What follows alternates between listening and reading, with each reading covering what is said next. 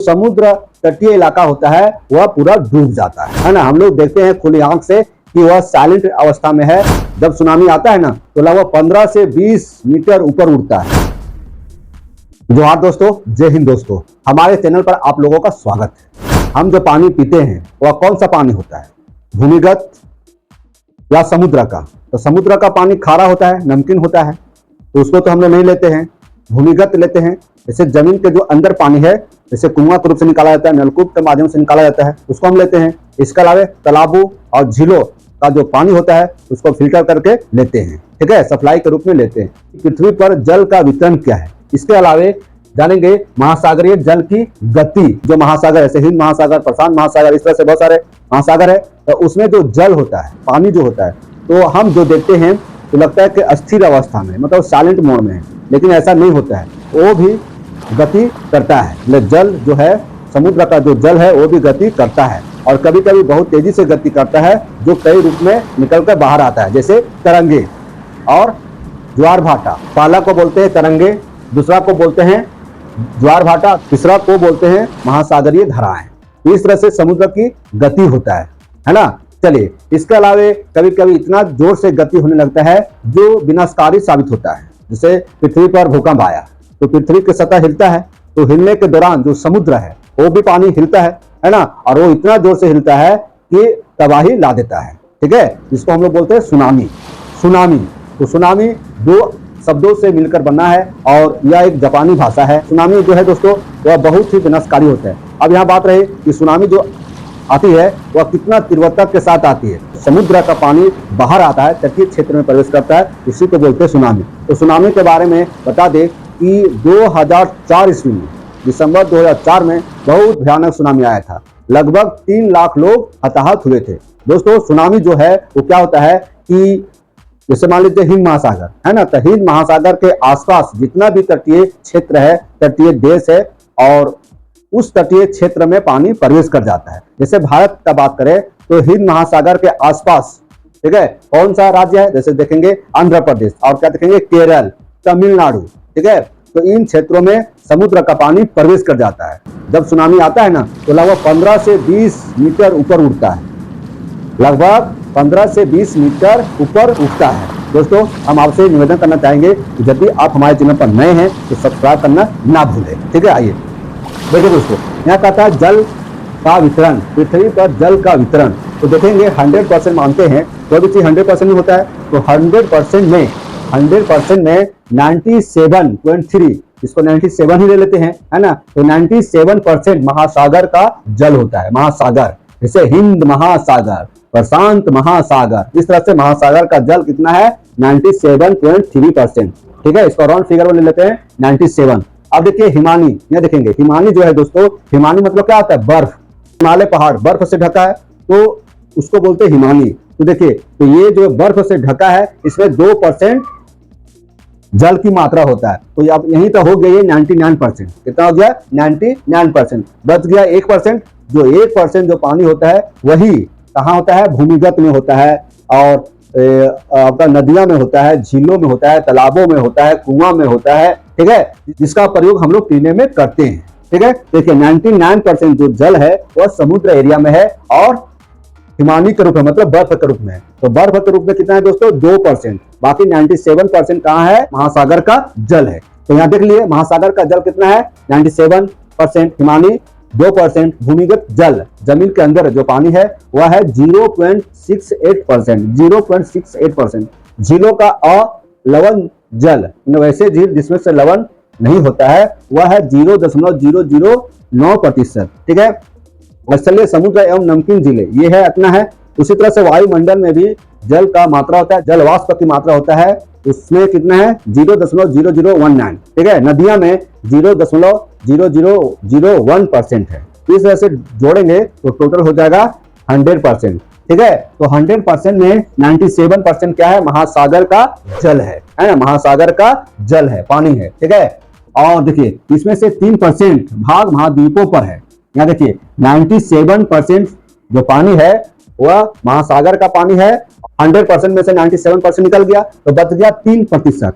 तो 3% जो जल है वह महाद्वीपों पर है। महाद्वीपों का क्या होता है, जिस पर हम लोग रहते हैं, जैसे एशिया महाद्वीप हो गया, है ना, ऑस्ट्रेलिया महाद्वीप हो गया, यूरोप महाद्वीप हो गया, है ना, इस तरह से जितने 7 महाद्वीप है, 7 महादेश है, उस पर 3% जल की मात्रा है। ठीक है, तो 3% जो हम देख रहे हैं उसमें से भी 2% क्या है, अटलांटिक महाद्वीप में है, अटलांटिक महादेश में, जो बर्फ से पूरा ढका रहता है। तो 2% क्या कहलाएगा, हिमानी कहलाएगा, मतलब बर्फ कहलाएगा। और यही जब टेम्परेचर बढ़ता है तो ये पिघलने लगता है, मतलब जब टेम्परेचर हाई होता है तो यही बर्फ पिघलने लगता है। ठीक है, 3% में से 2% क्या है, हिमानी के रूप में है, बर्फ के रूप में है, तो बच गया 1%। तो दोस्तों 1% जो जल है वो क्या है, नदी में है, भूमिगत जल है, झील में है, तालाब में है, मतलब इसका उपयोग हम लोग पीने में करते हैं, मतलब इस पानी को सप्लाई करके हम लोग पीते हैं, अपनी प्यास बुझाते हैं।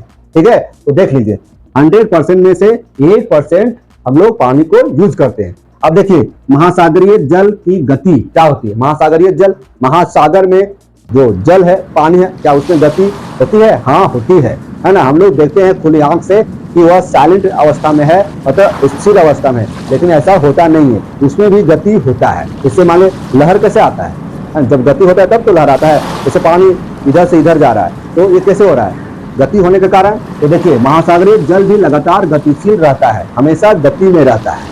ठीक है, समुद्र किनारा आप देखे होंगे कि ये एरिया समुद्र किनारा है, तो कभी यहाँ से जो पानी आती है तो आगे चल जाती है, कैसे होता है, तो गति होने के कारण ही होता है, तो उसमें लगातार गतिशील रहता है, किसमें, महासागरीय जल में। तो इस गतिशीलता को 3 भागों में बांटा गया है। पहला बोलेंगे तरंग, पहला क्या बोलेंगे, तरंग, तरंगे, दूसरा बोलेंगे ज्वार भाटा, और तीसरा बोलेंगे महासागरीय धाराएं। ठीक है, पहला तरंगे वेव्स, दूसरा ज्वार भाटा टाइड्स, और तीसरा बोलेंगे महासागरीय धाराएं, ओशियन करेंट्स। क्या बोलेंगे, ओशियन करेंट्स। देखिए दोस्तों, अब यहाँ पहला हो गया तरंगे, तो तरंगे किसको कहते हैं, तरंग का परिभाषा क्या हो जाएगा, देखिए जल को ऊपर उठना और गिरना, वो लगातार काम होता है, मतलब ऊपर उठ रहा है गिर रहा है, उठ रहा है गिर रहा है, यह प्रक्रिया लगातार होती है, उसी को बोलते हैं तरंग। क्या बोलते हैं, तरंग। ठीक है, और ये तरंगे कैसे उत्पन्न होती है, जब भूकंप आती है, ज्वालामुखी आती है, या भूस्खलन होता है, तो इन सभी कारणों से महासागरीय तरंगे उठती है, और कभी कभी तो बहुत भयानक उठती है ना, और इतना भयानक उठती है कि वह सुनामी का रूप ले लेता है ना। वह क्या ले लेता है दोस्तों, सुनामी का रूप ले लेता है। इस सुनामी में 15 से 20 मीटर ऊपर उठता है, तो जो समुद्र तटीय इलाका होता है वह पूरा डूब जाता है ना। और जब डूब जाता है तो क्या होगा, सब लोग मर जाएंगे, क्योंकि 15 फीट बहुत ऊंचा होता है ना। अब देखिए, तो 15 मीटर की ऊंचाई तक ज्वारीय तरंगे उठती है, जिसको हम लोग क्या कहते हैं, सुनामी कहते हैं। यह जो सुनामी शब्द जो हम बता रहे हैं, अब सुन रहे हैं, यह 2 शब्दों से मिलकर बना होता है ना। सुनामी देखिए, सुनामी का स्पेलिंग टी से शुरू होता है। ठीक है, तो यह 2 शब्दों से मिलकर बना होता है। पहला होता है सु, TSU, सु, और दूसरा है नामी, यह जापानी भाषा है। सुनामी जो है दोस्तों, यह जापानी भाषा है, 2 शब्दों से मिलकर बना होता है। और सुनामी कैसे आता है ये तो बता दें, सुनामी कैसे आता है, जब भूकंप, ज्वालामुखी या भूस्खलन होता है, तो इस स्थिति में समुद्री जल वह उठ जाती है लगभग 15 मीटर तक, और वही पानी जो होता है वह तटीय क्षेत्र में फैल जाता है। ठीक है, इसके कारण सुनामी आता है। तो सुनामी का अर्थ होता है समुद्र तट की ओर आती हुई लहरें। सुनामी का अर्थ क्या हुआ, समुद्र तट की ओर आती हुई लहरें। समुद्र तट क्या होता है, जैसे मान लीजिए हिंद महासागर, देखिए यहाँ हिंद महासागर दिखता है, तो हिंद महासागर के आसपास जितना भी एरिया है, जितना भी कंट्री है ना, जो समुद्र से टच करता है, उसको बोलते हैं समुद्रीय तटीय क्षेत्र। ठीक है, तो ये एरिया में पानी भर जाता है। ठीक है, इस एरिया में क्या हो जाता है, पानी भर जाता है। तो 2004 में विनाशकारी सुनामी आया था, सुनामी लहर, और वह लहर इतना विनाशकारी था कि जिसमें से लाखों लोग मारे गए, है ना।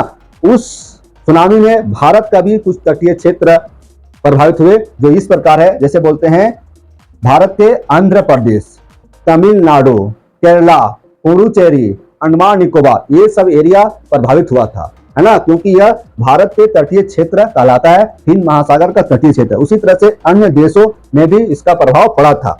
तो जब 2004 में ये लहरें उठी, लोगों में ये प्रश्न आया कि आखिर कुछ ऐसा सूचना तंत्र का आविष्कार हो, कुछ ऐसा सूचना तंत्र लगाया जाए जिससे पहले लोगों को मालूम हो जाए, और जब लोगों को पहले मालूम हो जाएगा तो लोग क्या हो जाएंगे, अपना सुरक्षित स्थान तलाश लेंगे और वे एक सुरक्षित स्थान में चले जाएंगे। तो देखिए 2004 में ये घटना हुआ, तो फिर क्या होता है 2007 में 2007 में भारत ने सुनामी सूचना तंत्र विकसित कर लिया।